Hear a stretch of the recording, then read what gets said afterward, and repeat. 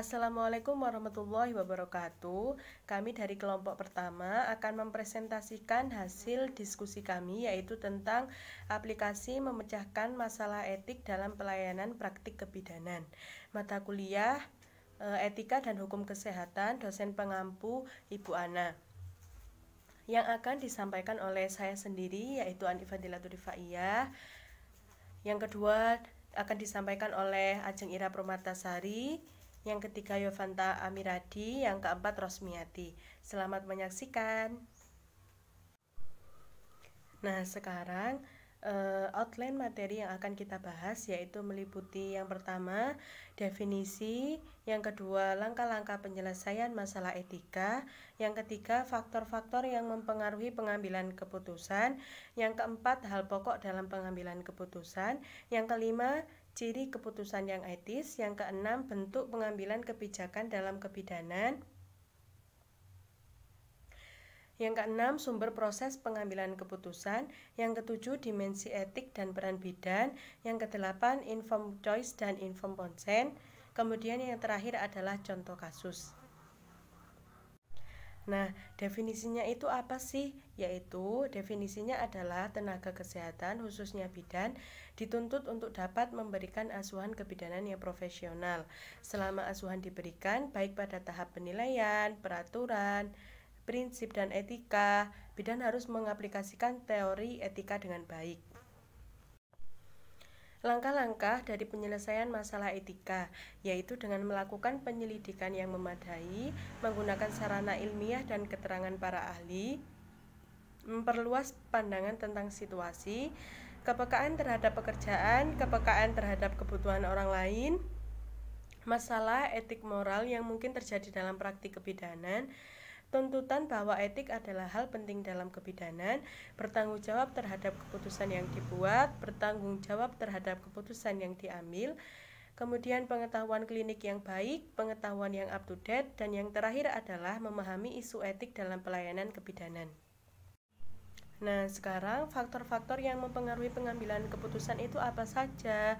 Yaitu faktor fisik, emosional, rasional, praktik, interpersonal, struktural, posisi atau kedudukan, masalah yang dihadapi, situasi dan kondisi, dan yang terakhir tujuan. Faktor fisik. Faktor fisik itu seperti rasa yang dirasakan oleh tubuh.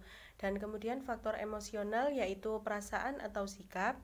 Faktor rasional yaitu tentang pengetahuan, faktor praktik yaitu keterampilan dan kemampuan individu, faktor interpersonal yaitu jaringan sosial dan hubungan antar individu, faktor struktural yaitu lingkup sosial, ekonomi, dan politik.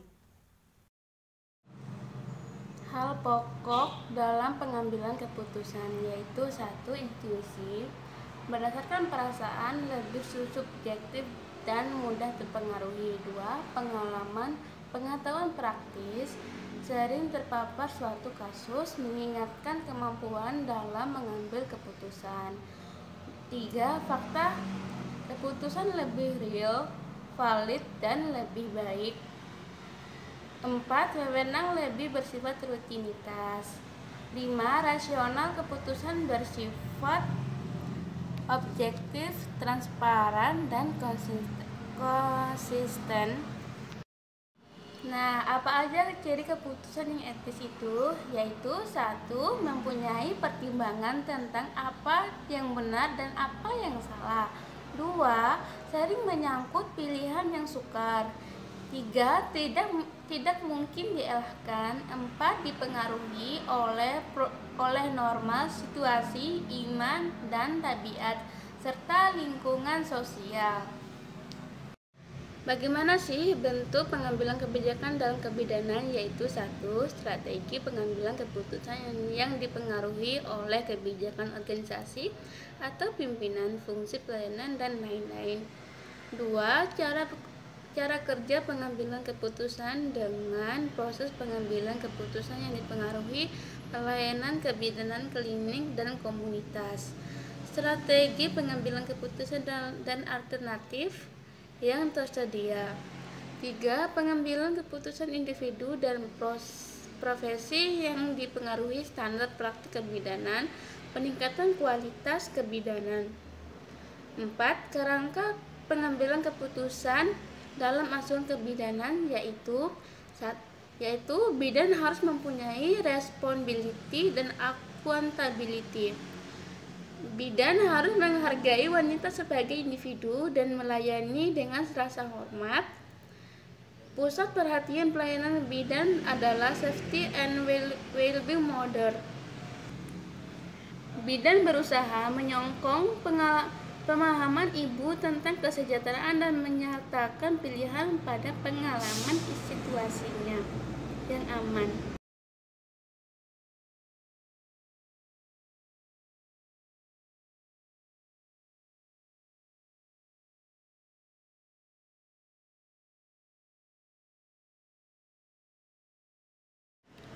Dimensi etis dan peran bidan, yaitu dilihat dari sejarah kebidanan yang dulu, bidan tidak memiliki peran dalam mengambil keputusan karena yaitu bersifat sistem pelayanan kesehatan yang bersifat paternalistik, dokter yang paling ahli dalam bidangnya. 2. Keengganan bidan pengambilan keputusan mengandung risiko dan tanggung jawab. Keterlibatan bidan dalam pengambilan keputusan sangat penting karena yaitu menunjang pelayanan antara bidan dan klien, meningkatkan sensitivitas pada klien. Woman-centered care berfokus pada ibu, dan total care asuhan secara total. Peran bidan secara menyeluruh meliputi beberapa aspek, yaitu praktis, penasehat, konselor, teman, pendidik, dan peneliti, atau garis besarnya adalah penelaksanaan, pengelola, pendidik, dan peneliti dalam pelayanan kebidanan. Selanjutnya saya akan menjelaskan tentang informed choice dan informed consent. Yang pertama, informed choice yaitu membuat pilihan setelah mendapatkan penjelasan dalam pelayanan kebidanan tentang alternatif asuhan yang akan dialaminya. Sebagai seorang bidan, dalam memberikan informed choice kepada klien harus memperlakukan klien dengan baik. Yang pertama, berinteraksi dengan nyaman.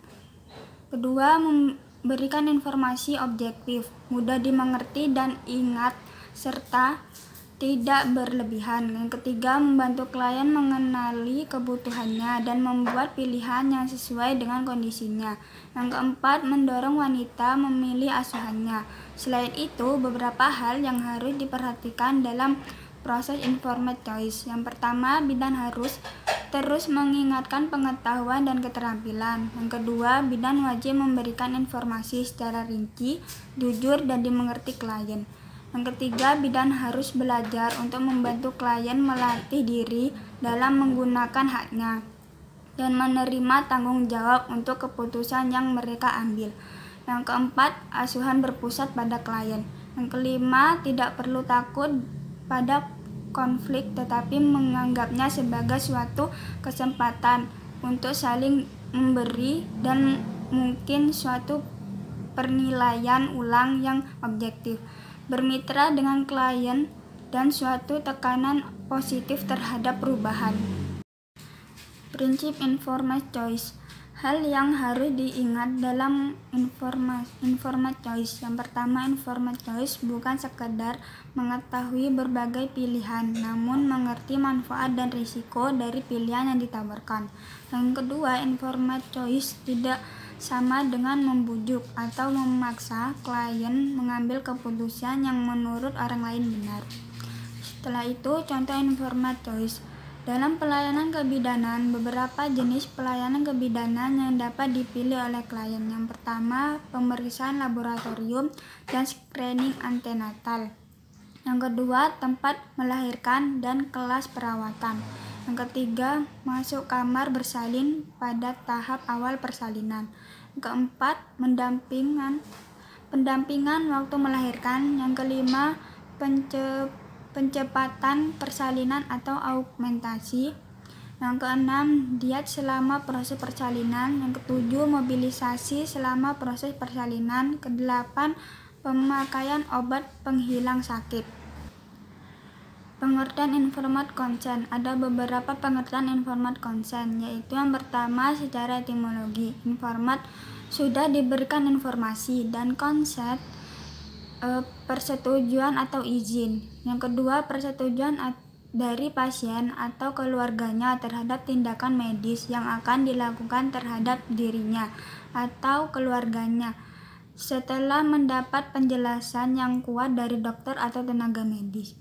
Yang ketiga, menurut De Veronica Komalawati SH, informed consent dirumuskan sebagai suatu kesepakatan atau persetujuan pasien atas upaya medis yang akan dilakukan dokter terhadap dirinya setelah memperoleh informasi dari dokter mengenai upaya medis yang akan dilakukan untuk menolong dirinya. Bentuk informed consent. Informed consent terdiri dari dua bentuk, yaitu yang pertama implicit consent, yaitu persetujuan yang dianggap telah diberikan walaupun tanpa pernyataan resmi, yaitu ada keadaan darurat yang mengancam diri pasien, tindakan penyelamatan kehidupan tidak memerlukan persetujuan tindakan medis. Yang kedua, expressed consent, yaitu persetujuan tindakan medis yang diberikan secara eksplisit baik secara lisan maupun tertulis. Selanjutnya saya akan menjelaskan tentang fungsi informed consent, yaitu yang pertama, penghormatan terhadap hakikat dan martabat pasien selaku manusia. Kemudian yaitu promosi terhadap hak untuk menentukan nasibnya sendiri. Kemudian membantu kelancaran tindakan medis sehingga diharapkan dapat mempercepat proses pemulihan.